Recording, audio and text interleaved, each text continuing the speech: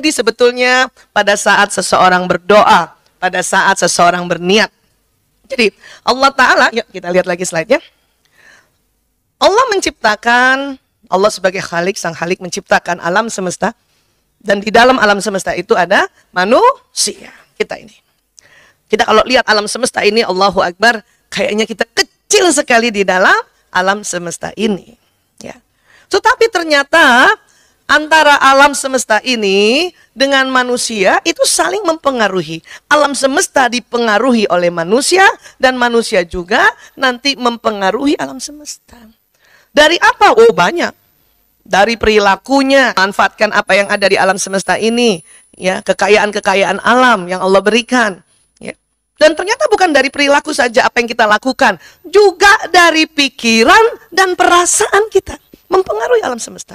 Walaupun kita sangat-sangat kecil di alam semesta itu.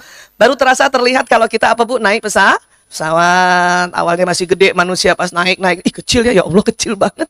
Ya. Iya. Gunung saja kita lihat dari atas sudah kecil, apalagi manusia. Nah sekarang, bagaimana caranya manusia ini?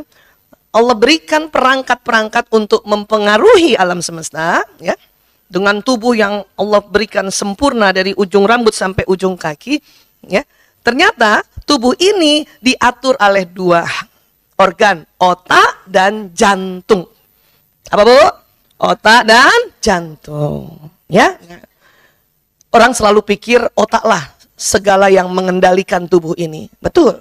Tapi kalau nggak ada jantung atau orang bilang kolbu, maka kita bisa jadi apa? Makhluk yang seperti ini, Bu. Lu mau yang kayak gini, Bu? Saat-saat ini manusia bisa punya karya, ya, bikin sesuatu kayak manusia, tetapi ya hanya ada sistem otaknya. Namanya robot. Tapi nggak ada sistem jantung, nggak bisa. Manusia sampai saat ini ngaku nggak bisa bikin ada sistem jantung atau sistem kolbu. Ya, kita juga alhamdulillah ya Allah. Coba pegang dulu Bu jantungnya Bu. Coba Bu. Ada jantungnya Bu? Alhamdulillah, nggak copot ya. Coba doa dulu ya Allah. Berterima kasih alhamdulillah ya Allah. Allah ciptakan jantung, ciptakan kolbu untukku. Ya, rasakan Bu, rasakan Bu. Bisa rasakan detaknya Bu? Ah, ada nggak kerasa? Waduh, cari Bu. Tengah agak ke kiri. Dep. Kalau Ibu nanti hari ini kerasanya kecil, coba nanti pas turun tangga atau naik tangga ya. Itu Ibu rasa lebih kenceng lagi. Duduk. Itu. Ya, satu lagi Bu, syukuri dulu. Ayo, usap-usap kepalanya Bu. Alhamdulillah. Ada otaknya Bu? Alhamdulillah, takut lupa ya. Bilang terima kasih. Alhamdulillah ya Allah. Ya Allah, alhamdulillah segala puji bagimu ya Allah. Engkau ciptakan otak bagi diriku ya Allah. Ya, bayangin Ibu punya otak ya. Oke. Kalau Ibu nggak tahu bentuk otak Ibu, kurang lebih kayak gini lah. Ya. Waktu tanggal 7 Mei juga saya cerita tentang otak. Karena memang saya senang membahas sesuatu itu dari ilmu otak dan ilmu dari tubuh kita. Ya, jadi otak itu ada otak besar, ada otak kecil. Terbagi dua. Ya, di dalamnya Allah ciptakan namanya sel otak. Ya Bapak ya Bu, kita belajar sedikit anatomi. Karena ini ada di dalam diri kita. Barang siapa yang semakin kenal dirinya, maka akan semakin mengenal Sang Maha Pencipta, semakin bersyukur. Ya. Jadi Ibu biasanya kalau habis belajar sama-sama kita gini, pulang ke rumah Ibu seperti sepertiga dokter. Ibu mulai belajar bahasa-bahasa kedokteran. Jadi nanti kalau suami tanya, Umi belajar apa? Ya, belajar tentang neuron. Apa itu? Sel otak. Nah, sel otak ini disebut neuron. Ibu punten, maaf, memang ada di dalam kesepakatan internasional, ya. Kita tidak bisa membahasa Indonesia kan nama-nama ini karena mereka lah yang memberi nama pertama. Dan ingat ini ciptaan Allah ya, ilmuwan itu cuma beri nama aja. Cuman mereka teliti, ya. Nah, jadi sel otak itu disebutnya neuron. Jumlahnya 100 miliar. Allahu Akbar. Dan satu neuron kerjanya kayak satu komputer yang tercanggih di zamannya. Berarti ada berapa komputer di otak kita, Bu? 100 miliar. Allahu Akbar. Saya lahir tahun 60-an, tepatnya 68, punya 100 miliar. Ya, Mbak Desi lahir tahun berapa? Kayaknya masih muda banget. 76. 76, udah mau hampir 80. Juga punya 100 miliar, tapi otak Mbak Desi lebih canggih dari saya. Saya nggak mau sendiri. Teman-teman ibu-ibu yang lahir tahun 60-an mana? Saya cari teman, ada? Alhamdulillah. Oh, alhamdulillah masih banyak. Masih banyak tahun 60-an ya, Bu. Rupanya belum langka. Kita punya 100 miliar, Bu. Ya. Afwan, maaf. Ada yang lebih tua lagi yang tahun 50-an dan masih ikut taklim. Mana, Bu? Luar biasa. Coba-coba angkat, Bu. Tahun 50-an masih hadir di sini. Alhamdulillah ya Allah, Ibu. Yang 82, Ibu. 82. Dan Ibu duduk di mana? Ya Allah, luar biasa. Ibu nanti ketemu saya. Iya, saya minta doa sama Ibu. Masya Allah, Allahu Akbar.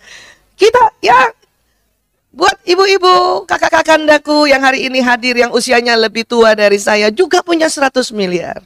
Punya. Ya. Memang otak kita, ibu-ibu, yang lahir 50-an, 60-an, memang tidak canggih, tapi tangguh. Masya Allah. Makanya saking tangguhnya, karya, tahu karya? Karya, produksi, teknologi saat itu, ya, itu juga tangguh.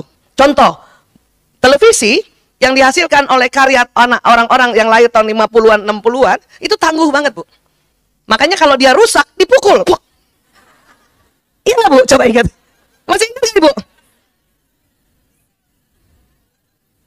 Masih dapat, Bu?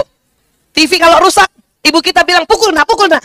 Pukul atasnya. Ibu saya orang Palembang, tinggal di Makassar, ya, pakai logat Makassar. Pukul nak, pukul nak. Ya, itu saya ingat banget itu, ya. Tuti Aditama. Dia baca berita goyang-goyang. Saya bilang, Ibu, goyang-goyang TV-nya. Pukul nak di atas. Pak. Kalau masih jelek, sampingnya nak. Pak, jadi bagus. Ayo, Bu, kita bernostalgia dulu, betul, Bu? Makanya anak zaman dulu dipukul tetap jadi bagus. Karena otaknya tangguh. Sekarang mana boleh TV dipukul, Bu? Ibu pukul TV sekarang hancur. Karena, ya, semakin tahun memang semakin canggih. Tapi semakin lembut. Makanya era sekarang namanya soft touch. Selalu yang dulu itu, aduh, televisi rusak pakai 5 jari telapak tangan, pak. Sekarang cuman begini-gini saja. Saking soft touch. Maka juga generasi sekarang generasi lembut. Nggak bisa lagi kita pakai tangan, Bu. Ya, itu karena apa? Memang Allah Ta'ala yang ciptakan otak semakin tahun semakin canggih. Apa canggihnya? Kecanggihannya adalah otaknya menyimpan banyak data-data memori untuk sekarang ini. Ya, itulah juga muncul teknologi informasinya cepat diakses. Semua berita cuman ya pakai googling aja bisa. Kita dulu kalau mau tahu berita apa yang terjadi, tunggu koran. Koran datangnya pagi sama sore. Makanya kalau ada kebakaran yang habis maghrib baru tahu besok pagi. Iya nggak, Bu? Telat kan? Baru panik, oh rumah saya, masalah kita pergi jauh gitu kan. Ya, ada juga TV, tunggu jam 9. Ya, dunia dalam berita. Itu pun kalau nggak menarik, nggak masuk di situ, Bu. Ya, kita dulu mau tahu tentang kewanitaan, tunggu majalah sebulan sekali. Kartu, Ibu langsung tahu Kartini, Femina, ya Allah. Dewi, zaman dulu ada Dewi ya, Bu. Anak-anak kita juga mau tahu ya berita atau cerita-cerita, tunggu hari Kamis, majalah Bobo. Kuncung tuh hari apa? Senin kalau nggak salah ya. Karena seminggu sekali, makanya kita hafal tuh majalah. Seminggu sekali. Paling belakang Bona. Gajah kecil berbelalai panjang. Sama kucing siapa, Bu? No, ketahuan umurnya yang tahu. Iya, makanya ya, karena memang otak kita berbeda, teknologi yang diciptakan juga beda, Bu. Ya. Itulah Sayyidina Ali bin Abu Thalib radhiyallahu an mengatakan, didiklah anakmu sesuai zamannya, karena memang sel otak memang jumlahnya sama 100 miliar, tapi Allah ciptakan ada perbedaan-perbedaan. Kenapa? Dipengaruhi oleh lingkungan, dipengaruhi oleh nutrisi, ya, dan dipengaruhi juga ya alam semesta pada saat-saat sekarang. Ya, maka kita diminta stop untuk melabel generasi baru dengan label yang jelek. Ya, stop untuk bilang mereka generasi mecin. Saya juga udah mulai mecin. Ya, saya kecil kata ibu saya juga makannya mie instan. Stop bilang mereka generasi galauers. Stop bilang anak-anak kita generasi rebahan. Mari kita sebut mereka sebagai generasi Qur'ani, generasi Rabbani. Kenapa? Bayangkan ditemukan metode-metode hafal Quran. Masih kecil udah hafal 30 juz. Saya aja kuliah baru hafal juz 30. Bukan 30 juz. Ya, padahal sekolahnya udah di Al-Azhar dulu. Metodenya belum secanggih sekarang. Kenapa? Karena apa yang kita ucapkan itu menjadi doa. Ya. Jadi kalau sekarang orang tua tanya, "Bu Aisyah gimana sekarang mendidik anak sekarang?" Ya. Pokoknya ibu stop untuk tidak bilangin mereka generasi yang buruk-buruk. Udah gitu aja.